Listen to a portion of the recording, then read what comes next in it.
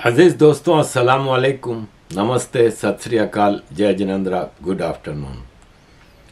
अजीज दोस्तों, कितना डिसअपॉइंटिंग होता है जब आप किसी चीज़ पे ज़्यादा मेहनत करो और वो ज़ाया हो जाए।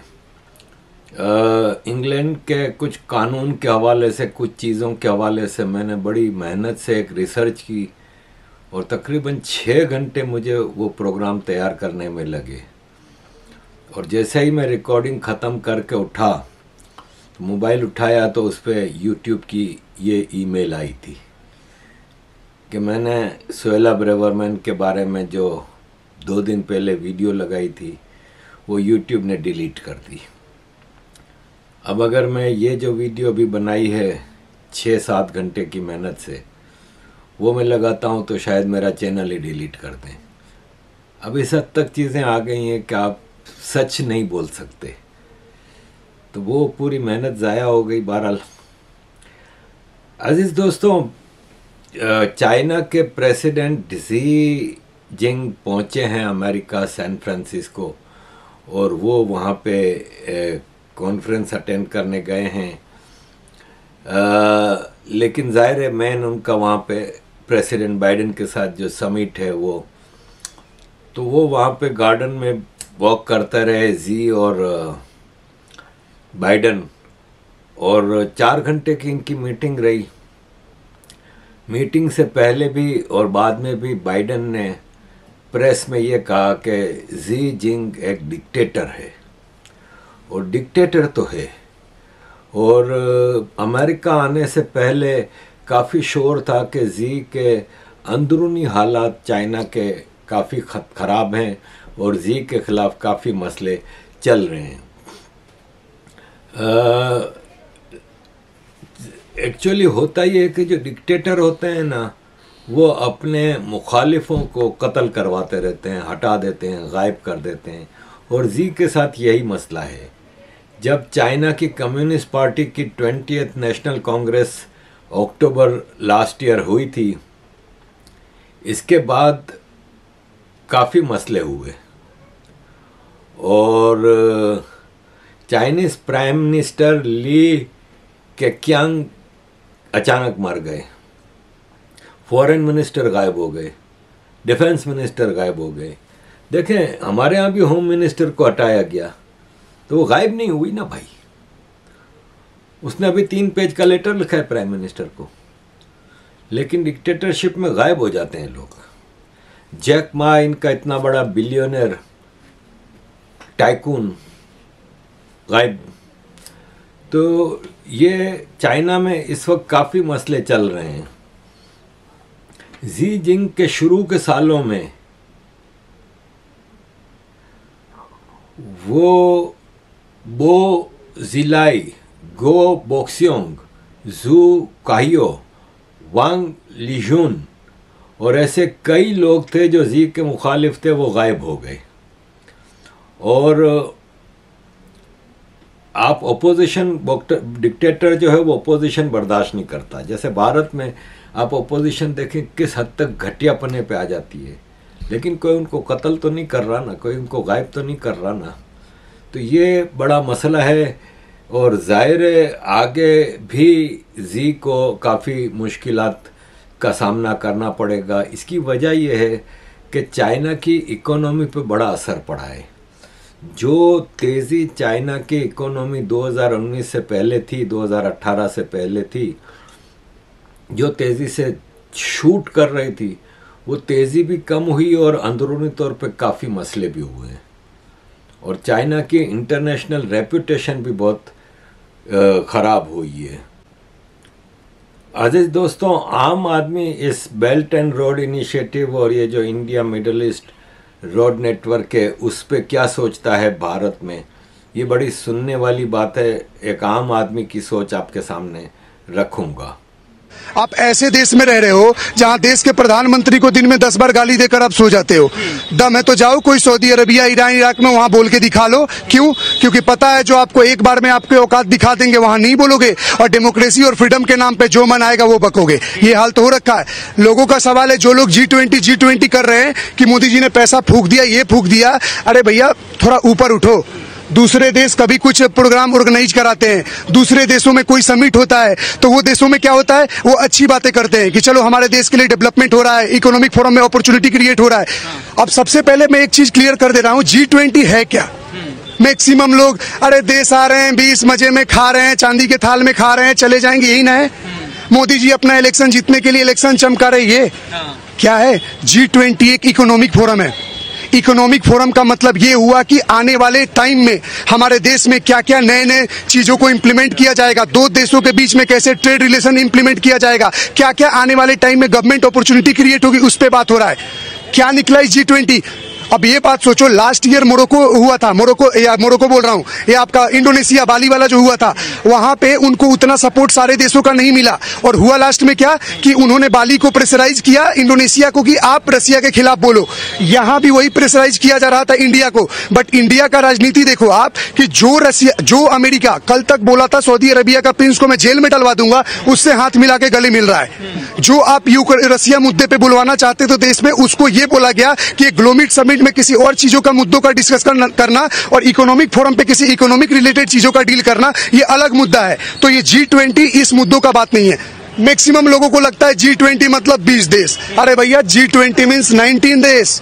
20वां देश यूरोपियन यूनियन है, और 21वां अभी अफ्रीका के लोगों को मौका दिया गया, जिसको उसको अफ्रीकन यूनियन बनाया गया। तो यूरोपियन यूनियन, अफ्रीकन यूनियन अब नया मिल गया। अब फायदा क्या है? अभी मिडिल ईस्ट यूरोप कॉरिडोर बनाया गया है। मिडिल ईस्ट यूरोप कॉरिडोर से क्या होगा? मुंबई से सीधा उसको अरब कंट्री में जोड़ा जाएगा, और सेकेंड फेज में अरब कंट्री से आपका यूरोपियन कंट्री, मतलब यहां से सीधे फ्रांस इटली घूम लोगे आप। तो ये क्या नहीं है? और सारे देश अपना अपना इन्वेस्टमेंट कर रहे हैं। दूसरा फायदा, बायोफ्यूल पे चर्चा हो रहा है। अब बायोफ्यूल पे क्या है? आने वाले 300 में $500 बिलियन का उसमें होने वाला इन्वेस्टमेंट होने, रोजगार मिलेगा।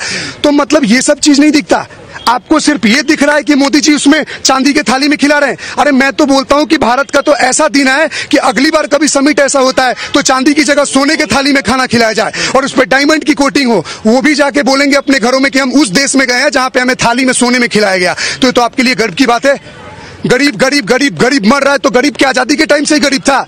मतलब 2013 में आपका 100 रुपया में काम हो जाता था, और 2023 में 100 रुपया। तो आपकी परिस्थिति क्यों नहीं बदल पा रही है? आप वैसे के वैसे ही रह गए। मतलब एक समझ रहे लोगों का इतना हिपोक्रेसी हो गया है कि सरकार का जो सबसे ज्यादा योजनाओं का फायदा उठाता है, वही लोग इस देश में सबसे ज्यादा सरकार को गाली देता है और विरोध करता है। ये मैं दावे के साथ बोल सकता हूँ। गमछा उमछा बांध लेते हो मुंह में, लाइन में लग के ले लेते हो चावल दाल, और मोदी देश बेच दिया। यही हो गया लोगों का हिपोक्रेसी।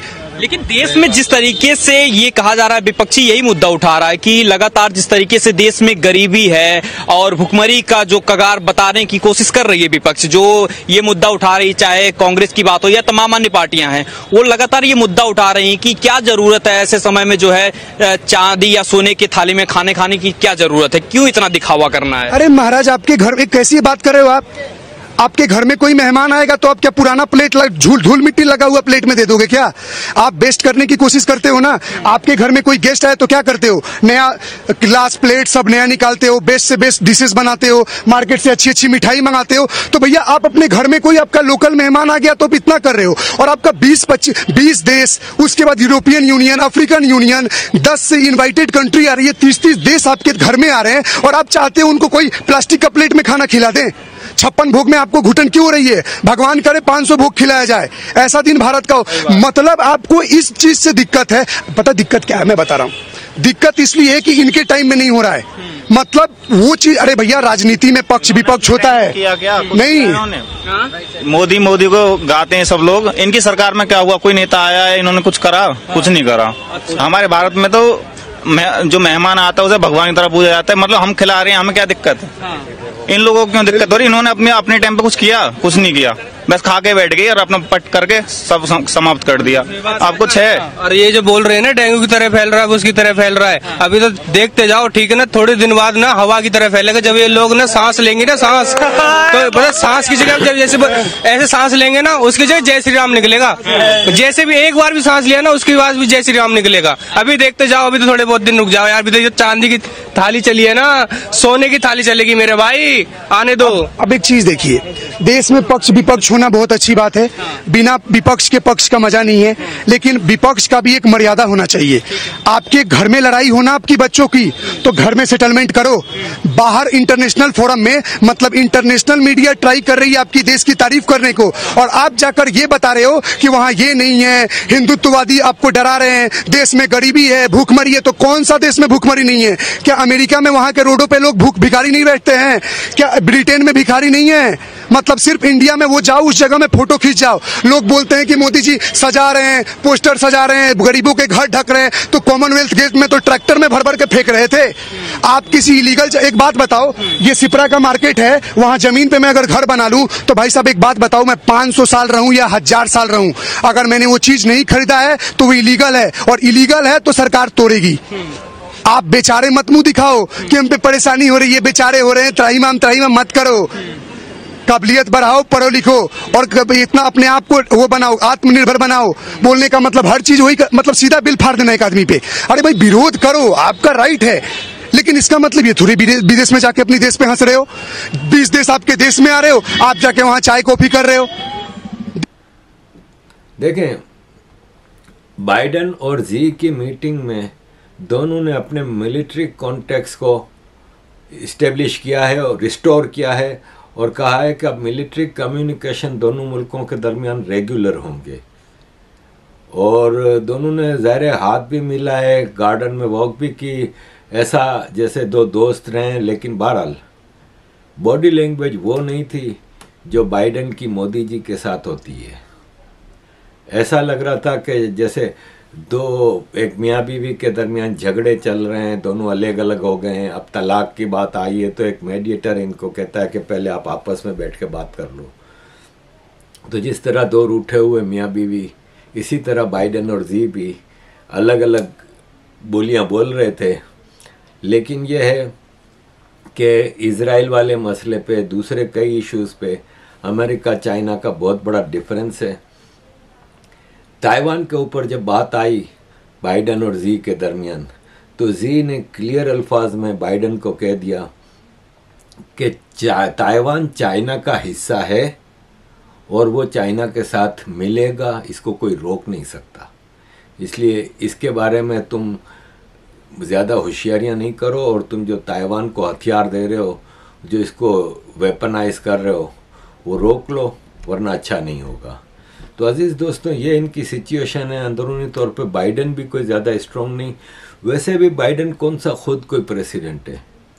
बाइडेन की अमेरिका के हिस्ट्री का वीकेस्ट प्रेसिडेंट है। ऑल दो कि अमेरिका में हर प्रेसिडेंट इस्टेब्लिशमेंट जो डीप स्टेट होती है उसकी पॉलिसीज़ को टो करता है, लेकिन बाइडेन तो उन सबसे गया गुजरा है। इसकी तो कोई अपनी पॉलिसी है ही नहीं, और इसको तो ये भी नहीं पता होता कि वो क्या कह रहा है और क्या कर रहा है। और अब नेक्स्ट ईयर अमेरिका में इलेक्शन है, और बड़े वाइटल इलेक्शन है। अमेरिका में मिचिगन कोर्ट में रखा गया था कि प्रेसिडेंट ट्रंप को रिपब्लिकन पार्टी की नॉमिनेशन की इजाज़त ना दी जाए। तो मिचिगन कोर्ट ने कहा है कि हमारे पास ऐसी कोई इलेक्टोरल अथॉरिटीज़ वाली पावर नहीं है कि हम उनको रोक सकें, और प्रेसिडेंट ट्रंप अगर रिपब्लिकन पार्टी की नॉमिनेशन हासिल करते हैं तो लीगली उनको इजाज़त है। तो प्रेसिडेंट ट्रंप तो काफ़ी क्लियर, अगर प्रेसिडेंट ट्रंप को नॉमिनेशन मिलती है तो ये नज़र आता है कि प्रेसिडेंट ट्रंप जीत जाएंगे। उसकी पॉपुलैरिटी बहुत बढ़ी है पिछले कुछ सालों में। और ये जो मसला है जो आजकल मार्चिस का और प्रोटेस्ट का, और ये इस पे भी प्रेसिडेंट ट्रंप का बड़ा क्लियर स्टैंड है और बड़ा रेडिकल स्टैंड है।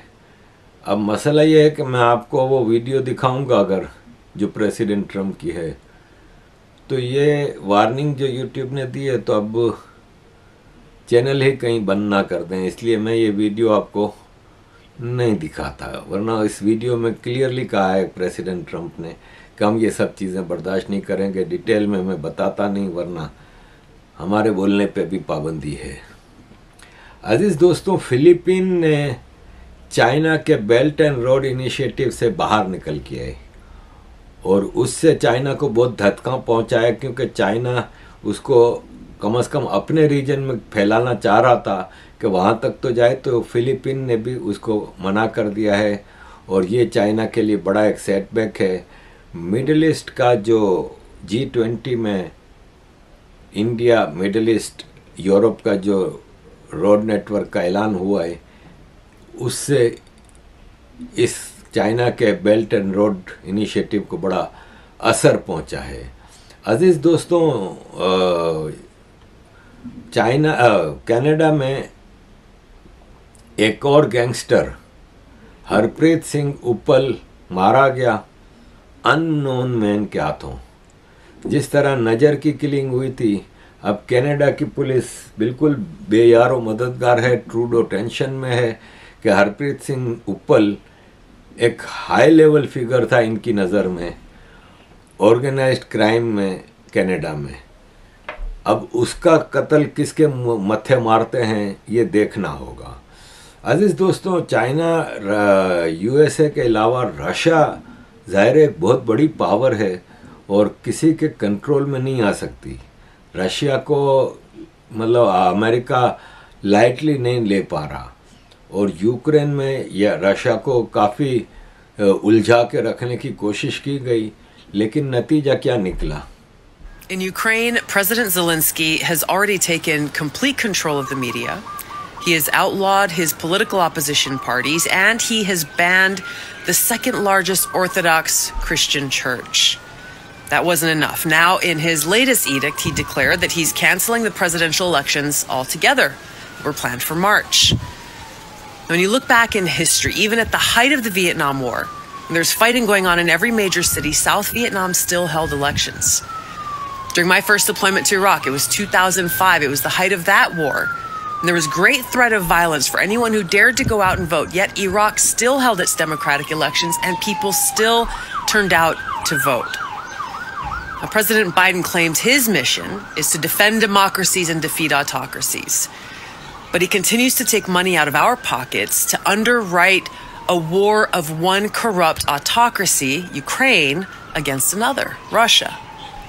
So the real reason Zelensky has outlawed elections is to stop any who dare to criticize the rampant corruption in Ukraine or the war. Those in our government who support him must also therefore believe that when the United States is at war, they too will be justified in canceling our elections. तो अजीज दोस्तों, Russia के हवाले से आपने देखा कि Ukraine की जंग का अब कोई बात भी नहीं कर रहा, और इन्होंने जो hundreds of billions of dollar एक करप्ट आदमी के खिलाफ के उसमें लगा दिए, उसमें ज़ाहिर है इनकी अपनी किकबैक्स भी बहुत होंगी कि यूक्रेन के मामले में बाइडेन का बेटा भी काफ़ी एक्टिव था और काफ़ी चीज़ें थीं। तो यह है कि इनके अपने फ़ायदे थे, लेकिन बहरहाल इसका मामला इतना आसान नहीं है। यूक्रेन में वेस्ट अपनी शिकस्त को अब इसलिए बात भी नहीं कर रहा कि ज़ाहिर हार चुके हैं वो।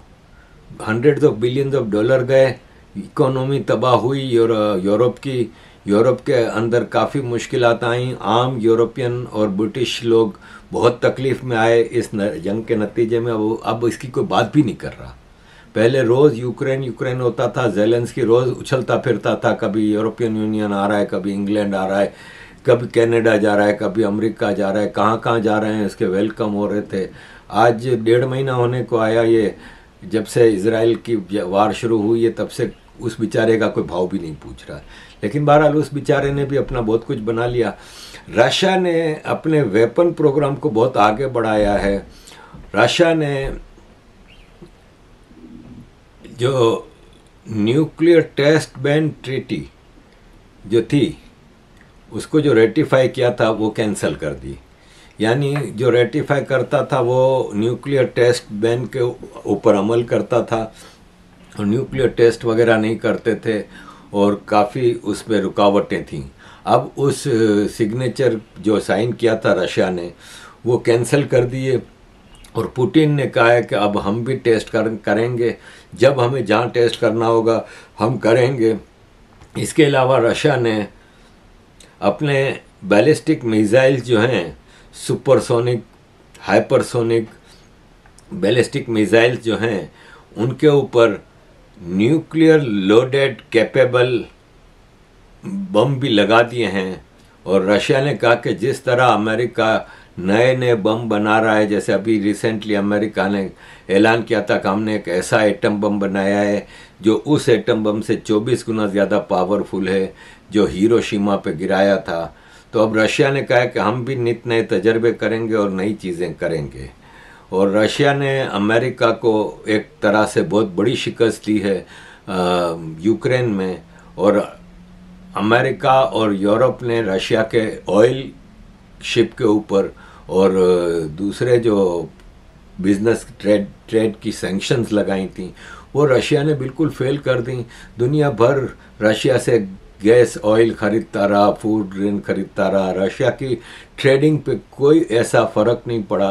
रशिया ने कुछ ऐसे स्पेशल मेजर्स किए थे जिससे डार्क फ्लीट ऑफ शिप्स करके चुपचाप ट्रेडिंग चलती रही और अमेरिका मुंह देखता रहा। अजीज़ दोस्तों, एक और आपके साथ मैं चीज़ शेयर करूंगा कि आज के ज़माने की एक बहुत बड़ी ज्ञानी, महाज्ञानी लड़की है जो वेस्ट ने लॉन्च की थी, जो लेफ्ट के इकोसिस्टम ने 2 प्रोडक्ट हैं इनकी, मलाला यूसुफजई और ग्रेटा थुनबर्ग। तो ग्रेटा थुनबर्ग ने अभी एक जगह इसको क्लाइमेट के ऊपर बात करने के लिए बुलाया, तो उसने वहाँ पे इजराइल करना शुरू कर दिया। तो जाहिर है जो इस बेचारी को डिक्टेशन मिलता है, टूल किट मिलती है, उस पर काम करती है।